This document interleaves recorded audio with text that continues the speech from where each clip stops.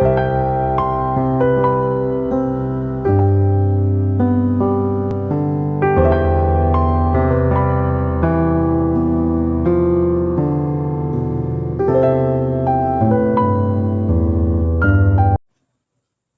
Morning students, నేను మీ Ganesh sir. రాబోయే కాలంలో ఏపీ తెలంగాణ స్టేట్స్లో జరగబోయే టెట్ కావచ్చు, డిఎస్సి కావచ్చు, మీరు అత్యధిక స్కోర్ సాధించాలనుకుంటే మన యూట్యూబ్ ఛానల్లో మ్యాథ్స్ కమ్ మెథడాలజీ అనేది క్లాసెస్ అనేది నిర్వహించడం జరుగుతుంది. ఈ క్లాసెస్ అనేవి మీకోసం 30కి 30 అనేది మన టార్గెటు టెట్లో. అదేవిధంగా డిఎస్సిలో కూడా అదే విధమైన బాధ్యతతో నేను ముందుకు వెళ్ళడం జరుగుతుంది. కాబట్టి టెట్ ఎస్జిటి అభ్యర్థులకు, అదేవిధంగా స్కూల్ అసిస్టెంట్ అభ్యర్థులకు టెట్ కమ్ డిఎస్సి మనకి ఏ విధంగా క్లాసెస్ నిర్వహిస్తే మనము మంచి స్కోర్ సాధించాలో ఆ విధమైన క్లాసెస్. ఇది అకాడమీ బుక్లో ఉన్నటువంటి నెంబర్ సిస్టమ్కి సంబంధించి ఒక 100 క్వశ్చన్స్ అనేది ఇక్కడ ఇవ్వడం జరిగింది. టోటల్గా నెంబర్ సిస్టమ్కి సంబంధించి ఈ 100 క్వశ్చన్స్ చేయడం వల్ల మనకి సిలబస్ అనేది కొంతవరకు కవర్ అవ్వడం జరుగుతుంది. కాబట్టి ఈ క్లాసెస్ అనేది చెప్పడం జరుగుతుంది. అదేవిధంగా ఈ క్లాసెస్ చెప్పే విధానం మీ అందరికీ నచ్చినట్టయితే ఖచ్చితంగా లైక్ చేయండి, అదేవిధంగా సబ్స్క్రైబ్ చేయండి, మీ ఫ్రెండ్స్ అందరికీ షేర్ చేయండి. ఓకే, ఇప్పుడు ఈ 31th క్వశ్చన్ మనం చూసినట్టయితే మనకి 210 యొక్క ప్రధాన కారణాంకాల సంఖ్య అని అడిగాడు. ఈ 210ని మనం ఏం చేస్తాము, ప్రధాన కారణాంకాల అర్థం కింద రాద్దాం. 370s, అలాగే 2 టేబుల్ 235s, తర్వాత 75s. అంటే ప్రధాన కారణాంకాల అర్థం కింద రాస్తే 210ని మనం ఏ విధంగా రాస్తాము, 2 × 3 × 5 × 7 అని రాస్తాం. ఇవన్నీ కూడా ప్రధాన సంఖ్యలే. ఎన్ని ప్రధాన సంఖ్య వచ్చింది మనకి 1 2 3 4 కాబట్టి మన ఆప్షన్ సెకండ్ ఆప్షన్ అనేది రైట్ అవుతుంది.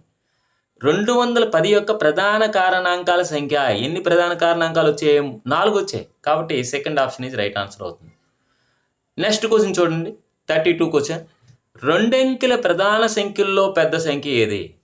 2 అంకెల ప్రధాన సంఖ్యల్లో పెద్ద సంఖ్య 97. 2 అంకెల ప్రధాన సంఖ్యల్లో చిన్న సంఖ్య 11. 1 అంకె ప్రధాన సంఖ్యల్లో చిన్న సంఖ్య 2. 1 అంకె ప్రధాన సంఖ్యల్లో పెద్ద సంఖ్య 7.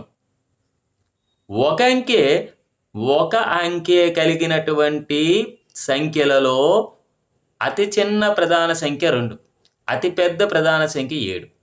2 అంకెల సంఖ్యలలో అతి చిన్న ప్రధాన సంఖ్య 11, అతి పెద్ద ప్రధాన సంఖ్య 2 అంకెలు కలిగినటువంటి సంఖ్యల్లో అతిపెద్ద ప్రధాన సంఖ్య 97. మరి 3 అంకెల విషయానికి వచ్చేసరికి 101 అనేది చిన్న ప్రధాన సంఖ్య. మరి 997 అనేది మనకి పెద్ద ప్రధాన సంఖ్య. గుర్తుపెట్టుకోండి, వీటిపైన క్వశ్చన్స్ అనేది ఇవ్వడానికి స్కోప్ ఉందన్నమాట. 2 అనేది చిన్న ప్రధాన సంఖ్య, 7 అనేది పెద్ద ప్రధాన సంఖ్య, 1 అంకె కలిగినటువంటి. మరి 11 అనేది చిన్న ప్రధాన సంఖ్య, 97 అనేది పెద్ద ప్రధాన సంఖ్య, 2 అంకెలు. మరి 3 అంకెలకు వచ్చేసరికి చిన్న ప్రధాన సంఖ్య 101, పెద్ద ప్రధాన సంఖ్య 997. ఈ విధంగా మనకి క్వశ్చన్స్ ఇవ్వడానికి అవకాశం స్కోప్ ఉంది. ఓకే, నెక్స్ట్ క్వశ్చన్ చూద్దాం. 270 యొక్క కారణాంకాల సంఖ్య అని అడిగాడు. 270ని ప్రధాన కారణాంకాల లబ్ధంగా రాద్దాం. ముందు 3 90లు, 3 30లు, 3 10లు, 2 5లు.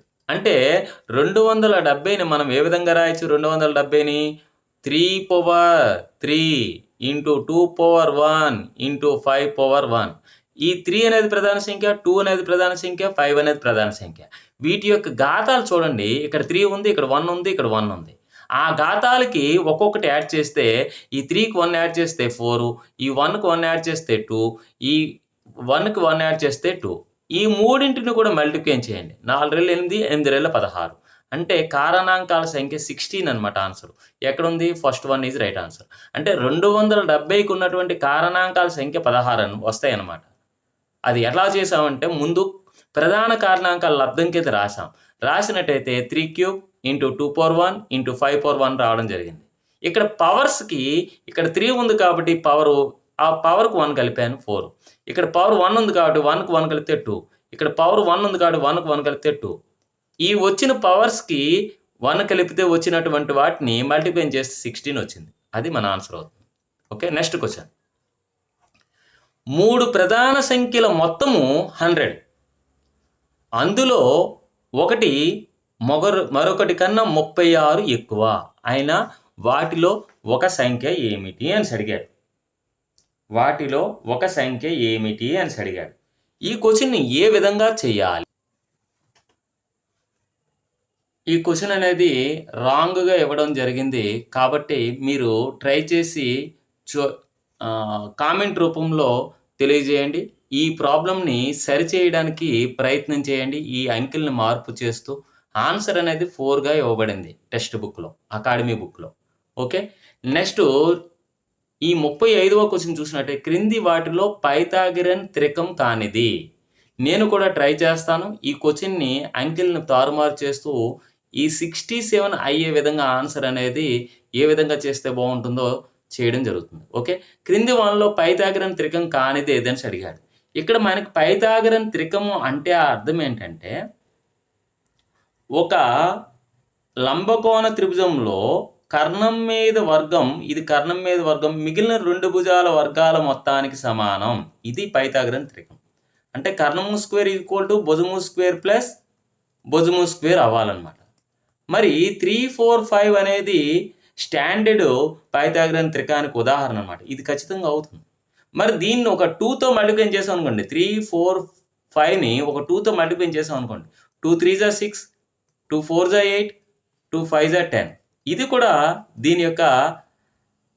దీన్ని బేస్ చేసుకుని ఇది వచ్చిందనమాట. కాబట్టి ఇది కూడా పైథాగరన్ త్రికం అవుతుంది. అంటే సెకండ్ ఆప్షన్ కూడా రైట్ అవుతుంది.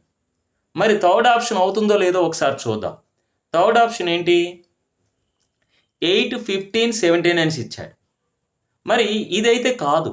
ఎందుకు కాదంటే ఇక్కడ 7 ఉన్నట్టయితే ఓకే, 7 ఉన్నట్టయితే ఓకే అవుతుంది. ఎందుకు అవుతుందంటే ఈ 10th ప్లేస్లో 7 ఉన్నట్టయితే ఓకే అవుతుంది. 7 లేదు కాబట్టి పైథాగరస్ త్రికం కానిది ఇదే అవుతుంది మన ఆన్సర్. ఇప్పుడు ఇది అవుతుందో లేదో ఒకసారి చెక్ చేద్దాం. ఇందులో పెద్ద భుజం ఉంది కదా, అది కర్ణం అనమాట. 17 square equal to 15 square plus 8 square అవ్వాలన్నమాట. దట్ ఈక్వల్ టు 15 స్క్వేర్ అంటే 225 ప్లస్ 8 స్క్వేర్ అంటే 64. ఈ రెండు యాడ్ చేస్తే మనకి 289 వచ్చింది. ఈ 289 అనేది 17 స్క్వేర్కి ఈక్వల్ అనమాట. అంటే ఇది కూడా పైథాగరస్ త్రికం అవుతుంది. కానీ కానిది ఏదంటే మనకి option 4th one is right answer అవుతుంది. ఎందుకు అవుతుందో ఒకసారి చూద్దాం. ఇక్కడ మనకి కర్ణము స్క్వేర్ ఈక్వల్ టు భుజము స్క్వేర్ ప్లస్ భుజము స్క్వేర్ కావాలి కదా. ఇక్కడ 7 ఉన్నట్టయితే ఓకే అవుతుంది. ఇక్కడ అన్నిటికన్నా పెద్దది 25 square equal to 24 square plus 10 square కావాలి. 24 స్క్వేర్ అంటే 576 ప్లస్ 10 స్క్వేర్ అంటే 100. దట్ ఈక్వల్ టు ఎంత అయింది? 676 అయింది. కానీ మనకి 25 స్క్వేర్ అంటే 625 కాలేదు. కాబట్టి పైథాగరస్ త్రికం కానిది ఏదంటే ఆప్షన్ 4 ఈజ్ రైట్ ఆన్సర్ అవుతుంది. మరి నేను ఇక్కడ 10 కాకుండా 7 ఉండాలని ఎందుకు చెప్తున్నానంటే దానికి ఒక మీకు పైథాగరస్ త్రికం ఎలా కనుక్కోవాలో చెప్తాను చూడండి. ఇక్కడ మనకి 7 తీసుకున్నట్టయితే ఓకే అవుతుంది. ఇక్కడ 7 తీసుకున్నట్టయితే 7 అనేది ఒక బేస్ సంఖ్య. ఆ 7ని వర్గం చేసినట్టయితే మనకి 7 స్క్వేర్ అంటే 49 వస్తుంది. ఈ 49 2 ఈక్వల్ పార్ట్స్ కింద డివైడ్ చేసినట్టయితే 24 రావడం జరుగుతుంది. కానీ ఒకదానికి ఒకటి ఎక్స్ట్రా ఇచ్చినట్టయితే 25 వస్తుంది. అంటే ఈ 25 ఈ 24 మనం తీసుకున్నటువంటి బేస్ సంఖ్య మనకి పైథాగరస్ ట్రిప్లెట్ అవుతుంది అన్నమాట. 7, 24, 25. ఈ 25 అనేది కర్ణం ప్లేస్లో వస్తుంది, ఈ ప్లేస్లో వస్తుంది అనమాట. ఈ 24, 7 అనేది ఇక్కడైనా మనం ఒక లంబకోణ త్రిభుజంలో ఉంటాయన్నమాట, భుజాల కింద ఉంటాయి. ఈ విధంగా మనకి పైథాగరస్ ట్రిప్లెట్స్ మనకి ఈజీగా ఐడెంటిఫై చేయవచ్చు. ఓకే, నెక్స్ట్ చూడండి. క్రింది వాళ్ళలో ఎల్లప్పుడూ పరస్పర ప్రధాన సంఖ్యలు ఏవి అని అడిగాడు. పరస్పర ప్రధాన సంఖ్యలు అంటే అవి ఏ సంఖ్యలైనా కావచ్చు. కానీ వాటి ఇప్పుడు ఏ కామా బీలు పరస్పర ప్రధాన సంఖ్యలు అయినట్టయితే వాటి హెచ్సిఎఫ్ అంటే గాసాబా అనేది 1 కావాలి. 2 ప్రధాన సంఖ్యలు తీసుకోండి, 2, 3. వీటి యొక్క హెచ్సిఎఫ్ అనేది గాసాబా అనేది 1 అవుతుంది. అంటే 2 ప్రధాన సంఖ్యలు ఎల్లప్పుడూ కూడా పరస్పర ప్రధాన సంఖ్యలు అవుతాయి. ఇది ట్రూ. ఇది ఒక ప్రధాన సంఖ్య, ఒక సంయుక్త సంఖ్య తీసుకోండి. ఒక ప్రధాన సంఖ్య 2 తీసుకోండి, ఒక సంయుక్త సంఖ్య 4 తీసుకోండి. ఈ రెండిటికి హెచ్సిఎఫ్ అనేది ఏమవుతుంది? మనకి 2 వస్తుంది. హెచ్సిఎఫ్ అనేది 1 రావాలి.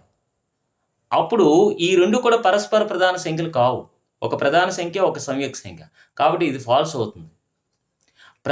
పరస్పర ప్రధాన సంఖ్యలు అయ్యేవే చెప్పమంటున్నాడు. 2 వరుస సంఖ్యలు తీసుకోండి. 2 వరుస సంఖ్యలు 5, 6 తీసుకోండి. ఈ 5, 6 యొక్క హెచ్సిఎఫ్ గాసాబా కనుక్కున్నట్టయితే 1 వచ్చింది. అప్పుడు 2 వరుస సంఖ్యలు ఏమవుతాయి? పరస్పర ప్రధాన సంఖ్యలు అవుతాయి.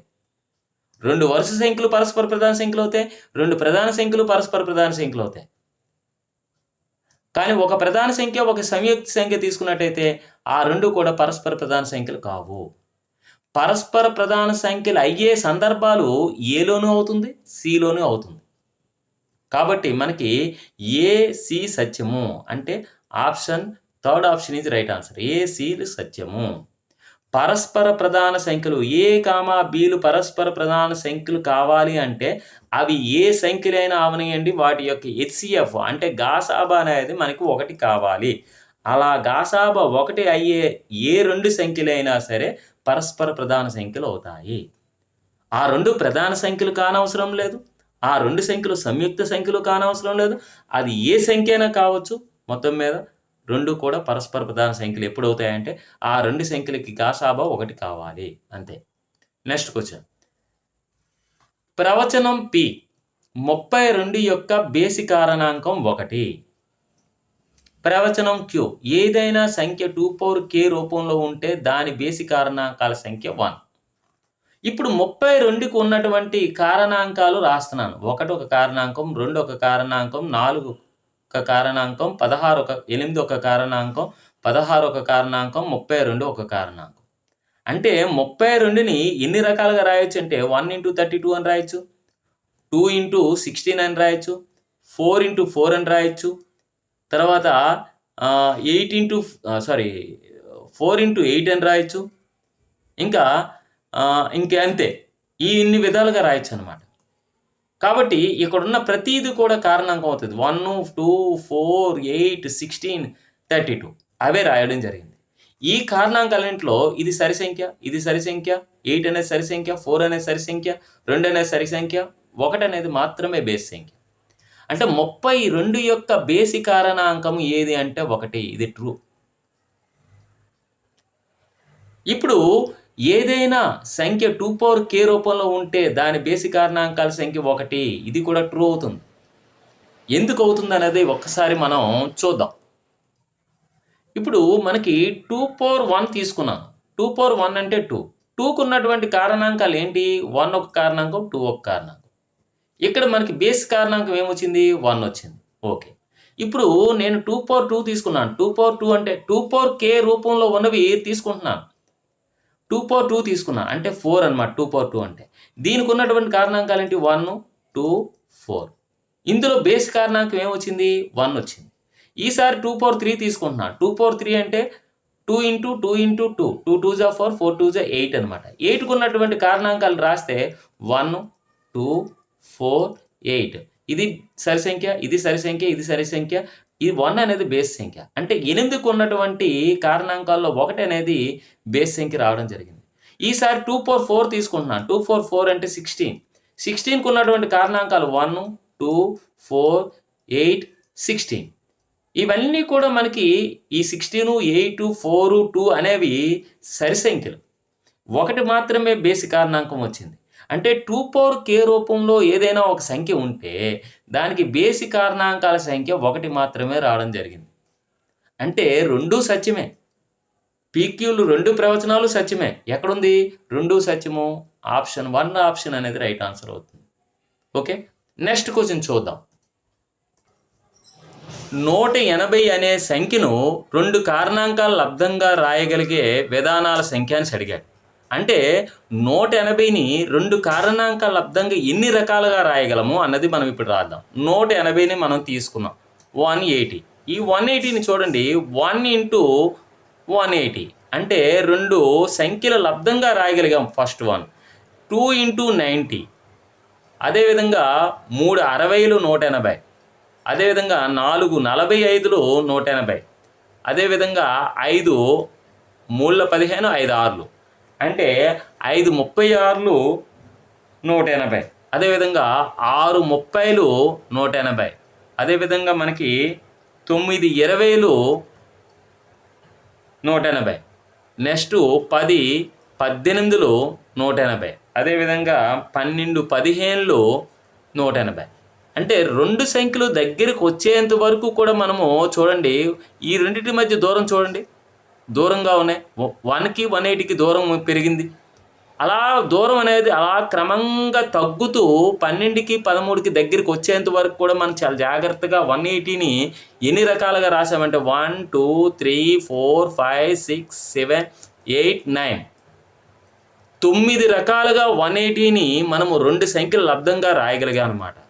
అంటే 9 రకాలుగా ఎక్కడుంది? Third option is right answer అవుతుంది. అంటే 180 అనే సంఖ్యను రెండు కారణాంకాల లబ్ధంగా రాయగలిగే విధానాల సంఖ్య 9. ఓకేనా? నెక్స్ట్ కొంచెం చూడండి. అతి చిన్న బేసి ప్రధాన సంఖ్య. అసలు ప్రధాన సంఖ్య అంటే ఏంటో మనకు ఫస్ట్ తెలియాలి. ప్రధాన సంఖ్య అంటే ప్రధాన సంఖ్య ఎల్లప్పుడూ 1 కన్నా పెద్దదై ఉంటుంది. First condition number 1.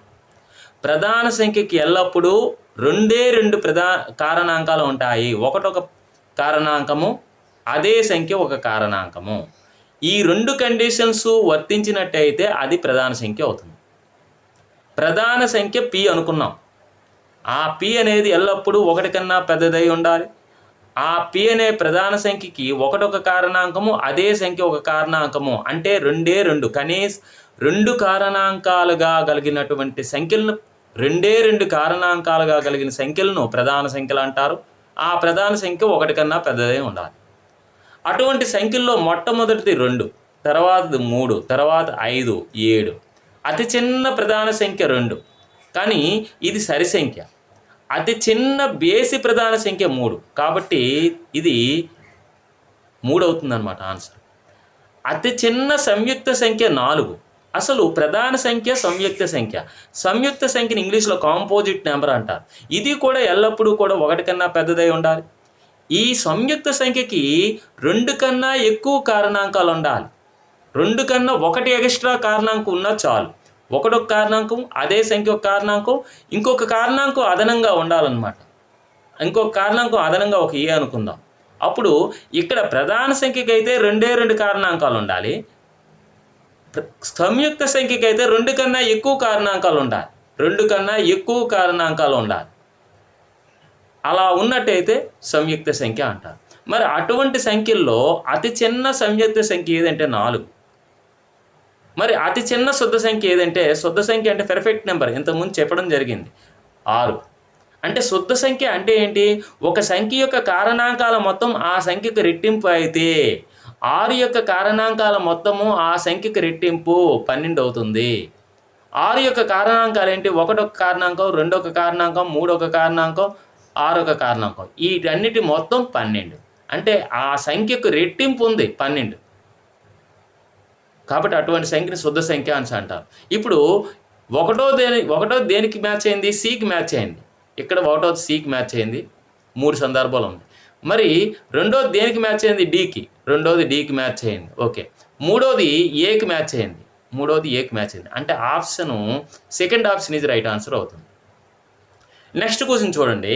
క్రింది వానలో 11 చే నిశ్శేషంగా భాగించబడే సంఖ్య ఏది అని అడిగాడు.